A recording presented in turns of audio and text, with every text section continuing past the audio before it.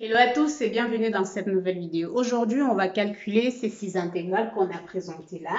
Alors, le but dans cette vidéo, c'est de montrer qu'on peut calculer tout simplement les intégrales. Il suffit juste d'observer chaque intégrale et voir ce qu'il faut faire. Et à la fin, on trouve la primitive. Alors, ce n'est pas vraiment les intégrales, mais les primitives. Vous avez forcément vu qu'il n'y a pas de borne d'intégrale. Donc là, on va prendre I1. Ce qu'on peut regarder sur I1, c'est que là, on peut encore écrire comme égal x au carré plus 1 moins 1 divisé par x au carré plus 1.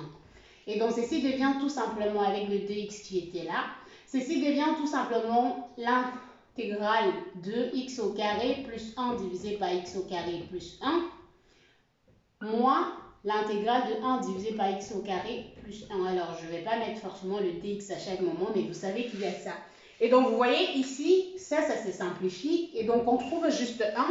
Et là, donc, la primitive de 1, ça fait quoi? X moins la primitive de ce qu'on a là, c'est tout simplement arc tangente de x plus une constante k. Donc, voilà, I1 est tout simplement égal à ceci. Si on passe à la deuxième intégrale qu'on a là, I2. Donc, vous regardez, pour I2, on peut refaire la même chose. Mais là, par contre, qu'est-ce qu'il faut rajouter? Là, I2, c'est encore exponentielle de x plus 1 moins 1 divisé par exponentielle de x plus 1. Et donc, ceci devient tout simplement l'intégrale de exponentielle de x plus 1 divisé par exponentielle de x plus 1 moins l'intégrale de 1 divisé par... Pardon.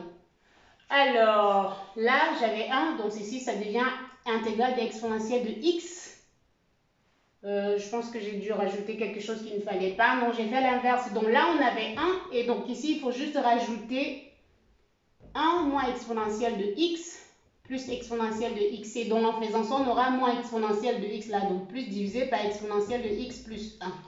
Et là, si je simplifie, je trouve 1 là.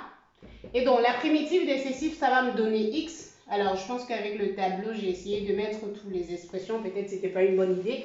Donc là, quand je simplifie, j'ai 1 et sa primitive, c'est x. Et de l'autre côté, là, j'ai tout simplement x', on peut dire, u', qui est ça, divisé par u. Donc, ça fait tout simplement ln de exponentielle de x plus 1. Et ceci, plus une constante k. Donc, voilà ce que I2 nous donne. Maintenant, si je continue de l'autre côté avec I3, qu'est-ce qu'on a dans ce cas?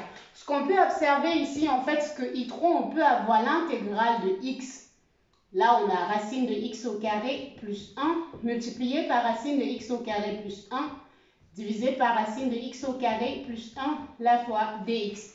Et donc, ça devient tout simplement l'intégrale de x au carré plus 1 multiplié par x divisé par racine de x au carré plus 1 dx. Et donc, vous voyez là, c'est maintenant comme si on avait un u et fois du au carré, pardon, avec u qui est égal à racine de x au carré plus 1. Et donc, on connaît comment calculer cette primitive. Là, vous voyez, c'est comme si on avait u au carré fois du.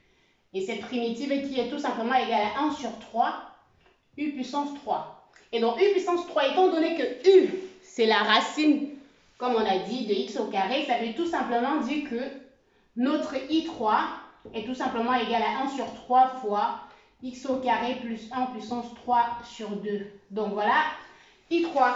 Donc, pour calculer ces intégrales ici, par contre, je vais essayer de libérer l'espace parce que là, c'est vraiment juste pas du tout visible. Donc, on passe à l'intégrale qu'on a ici. Là, on veut calculer l'intégrale I4. On veut calculer cette intégrale de 1 divisé par x au carré plus 4x plus 5. Alors, vous pouvez observer, c'est encore l'intégrale de 1 divisé par x plus 2 élevé au carré plus 1. Donc, vous pouvez voir là, ça fait exactement comme si on avait cette intégrale. Ça, c'est une forme qui est connue. Et donc, ça fait tout simplement arc tangente. Alors, je n'ai pas rajouté de constante là, mais vous rajoutez toujours. À moins, c'est une primitive, donc ça va. Donc, ça fait arc tangente ici de x plus 2 plus une constante k. Donc, voilà ce que I4 donne. Et d'ailleurs, je profite de ceci pour donner la formule générale parce que là, en fait, si vous avez généralement cette forme, l'intégrale de 1 divisé par x plus a élevé au carré plus b au carré, on va dire ça comme ça. Alors, votre primitive, ça fait tout simplement 1 divisé par A, facteur de A, pardon, multiplié par A tangente de X plus A divisé par B. Donc, voilà, c'est un peu... alors, j'ai fait l'inverse, c'est X plus B. Et là, fois A. Donc, si on met là A au carré, donc ça fait X plus B divisé par A. Donc voilà cette formule générale qu'on utilise généralement pour calculer ces formes d'intégrales où vous avez juste 1 au carré. Donc je vais effacer là et je vais prendre les autres intégrales qu'on a données.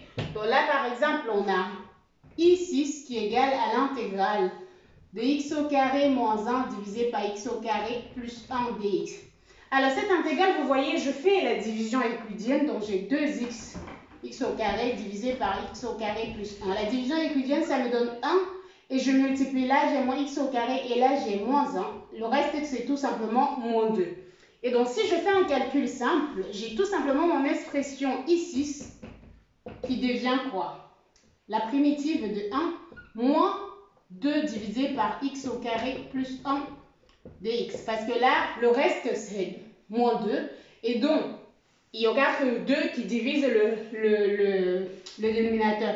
Et donc, la primitive de ceci, ça nous donne quoi? X moins 2 fois A tangente de x plus une constante k. Donc, voilà pour la primitive de I6. Maintenant, il y a le dernier cas qu'on a donné là, qui est celui de I5. Je peux effacer ici. Donc, le dernier cas, c'est tout simplement I5 qui est égal à la primitive de 1 divisé par x, là, ln de x puissance 3. Alors, ici, ce qu'on peut observer, c'est comme si on avait vraiment u divisé par u puissance 3. Pardon, u' divisé par u puissance 3. Parce que vous voyez, si je pose ln, la dérivée de ln, c'est 1 divisé par x. Et donc, ça fait tout simplement la primitive de ceci, ça fait moins 1 sur 2, u puissance 2. Et ça nous donne quoi? Moins 1 sur 2. Pardon, j'ai fait l'inverse ici au dénominateur, pardon. Donc, ça fait moins 1 divisé par 2, u puissance n. Et ça fait tout simplement moins 1 divisé par 2, ln de x au carré.